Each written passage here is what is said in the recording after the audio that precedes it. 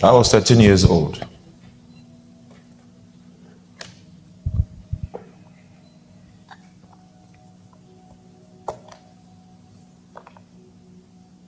When I was taken to heaven for the first time.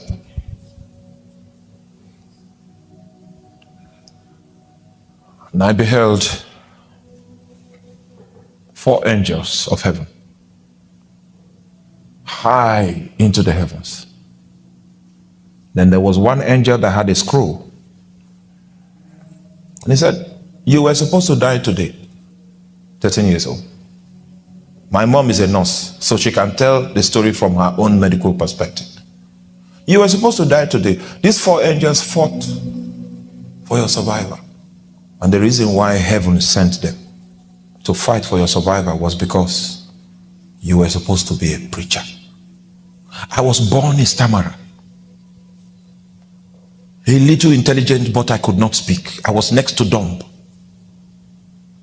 So the angel that had the scroll, I now asked him, if it is true that you say God had called me to preach the gospel, why is it that I cannot speak? And the angel became furious and cried. You know what you call thunder was the cry of that angel.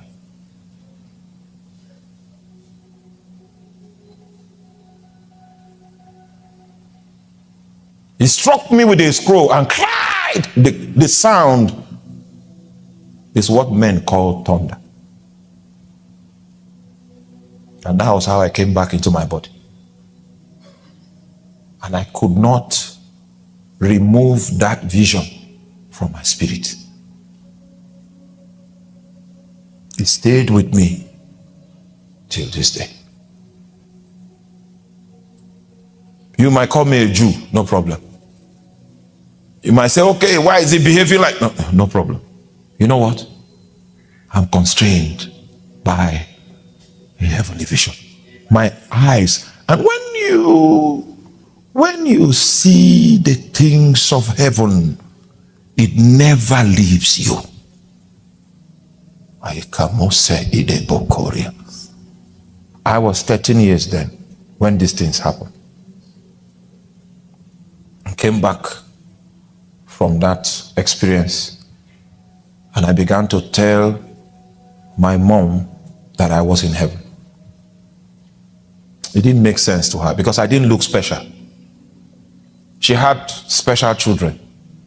In terms of intellectual capacity, I was the least. I'm the least among my brothers. We had scholars in our family. So there was nothing special about me. So when I told her about heaven, no, you went, where did you?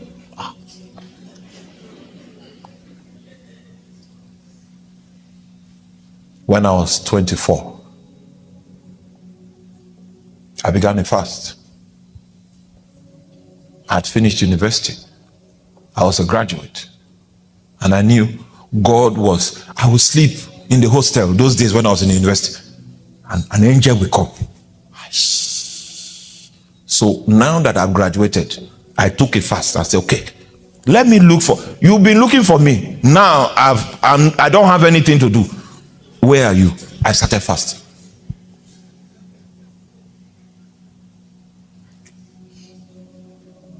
$18 days, 20 days, 50 days, 75 days, 100 days, 120 days, 170 days, 200 days, 210 days. I was like an AIDS victim. I ran out of holes in my belt. 264th day, those angels came back into that room. I'm not permitted to tell you what I saw. They came back into that. Whoosh. You see, one has come.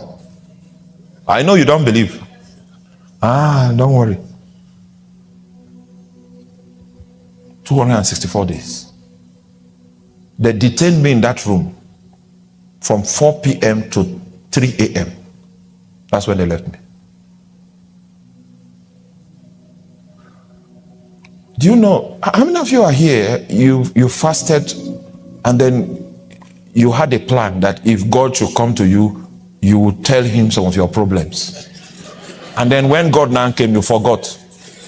Let me tell you what happened. There is a place those angels can touch. You will forget what is in your prayer book. You are not that smart. It's what they allow you think that you can think.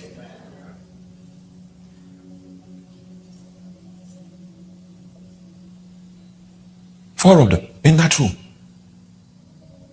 And maybe I'll pray this night to see if the Lord will allow me to tell you what I saw. I'm afraid. Strange. And the reason for that encounter was to say, now, the first time they saw the angels, they saved you from a spiritual battle. Huh? Because there was a contention over my life. The kingdom of darkness said, the guy has to die. So, now they have come to partner with you for a healing ministry.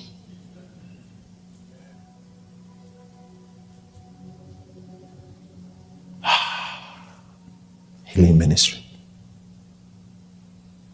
That's confusing because I was born with facial palsy. I'd never closed this eye before. And I went to God to ask for healing. He said, I will never heal it. But you will be a healer. But your face will be disfigured. You don't like my story? It doesn't matter anymore whether you like it or not. And that's why I wear these glasses. So your face will be disfigured. I will not heal it. But you will be my vessel of healing.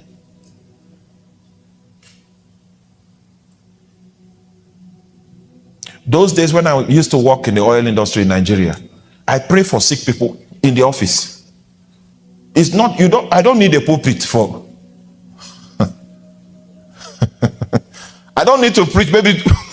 No. That's how the healing ministry started.